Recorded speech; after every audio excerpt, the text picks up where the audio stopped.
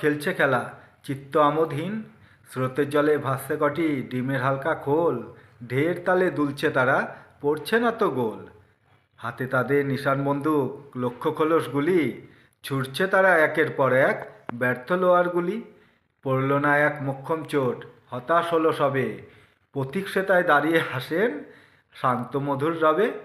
বিদ্রোহ ভেবে একটি কিশোর বললে তেড়ে এসে, পারবেন কি মারতে নিশান, দেখছেন শুধু হেসে। সন্ন্যাসী সেই গেরুয়াধারী, বিবেকানন্দ নাম, সহজ হাতে নিলেন তুলে বন্দুক অবিরাম।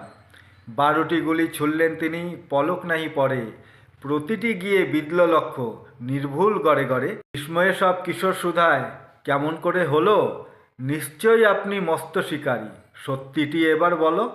মৃদু হেসে বীর সন্ন্যাসী কন, শিকারী তো আমি নই, একাগ্রতার মনোযোগের কথায় শুধু বই। যখন যে কাজ করবে রে ভাই, মন দাও শুধু তাই, সফলতা তবে ঠিকই চিনে নিবে তোমার আঙ্গিনা পাই। ধ্যানমগ্ন মনের জোরেই কঠিন হলো সোজা, একাগ্রতা থাকলেই কেবল সহজ হয় সব বোঝা। তো এটার মানেটা তোমরা প্রত্যেকেই বুঝতে পেরেছো, তার মানে কি বলতে চাইছেন বিশ্বগুরু স্বামী বিবেকানন্দজি। তো আগামী সময় আমি এর থেকে আরও ভালো ভালো ছন্দে কবিতা বলার চেষ্টা করব।